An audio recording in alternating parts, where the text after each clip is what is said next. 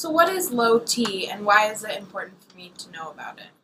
Well, low T stands for low testosterone level. Testosterone is a hormone produced by both men and women. And women need testosterone as much as men do, but about 1/50th to 1/100th of it. Women suffer the same problems from low testosterone levels as do men.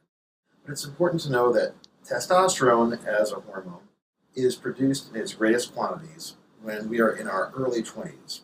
And one can estimate an approximate 2% per year decline in the amount of testosterone that men and women produce from the age of 20 onward.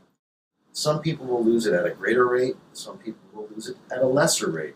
And in fact, at the age of 20, some people begin with a relatively low level for a 20-year-old, and some begin with a higher level. But on the average, you can predict people will lose about 2% per year.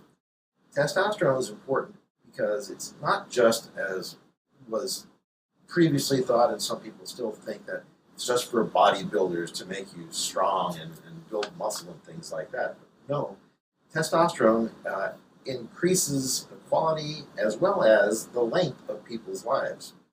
The things that one can expect as a benefit from testosterone are decreased percentage of body fat, particularly around the organs inside of us as well as around our abdominal area. We know that fat in the mid-abdominal area and around our organs is directly correlated with cardiovascular, cerebrovascular disease, heart attacks, and strokes, as well as diabetes and hypertension. By decreasing mid-abdominal fat, one decreases the predisposition towards those diseases and to lessening those diseases if one has those. In fact, testosterone directly lowers a person's blood glucose. In fact, it's the number one treatment by the Cleveland Clinic. If a person presents to the Cleveland Clinic with type 2 diabetes, they want that person to have their testosterone level increased, normalized, or optimized, because that by itself improves directly glucose levels as well as decreases the tendency towards diabetes for the reasons we just talked about.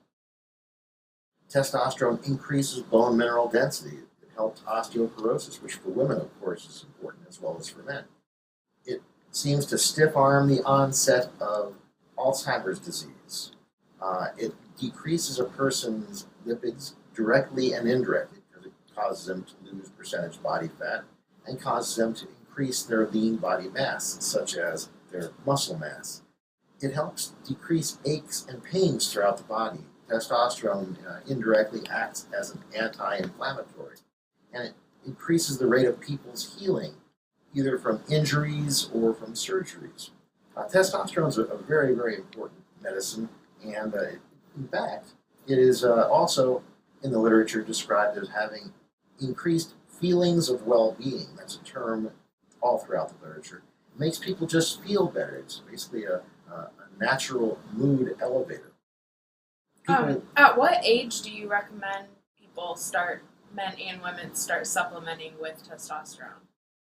Age isn't really the important factor. The more important factor is a person's level, and even more important than that is a person's level with respect to their age. So everyone should get their blood work done. That's right. If a person has symptoms that one can correlate to a problem with their level of testosterone, their level of testosterone should definitely be checked.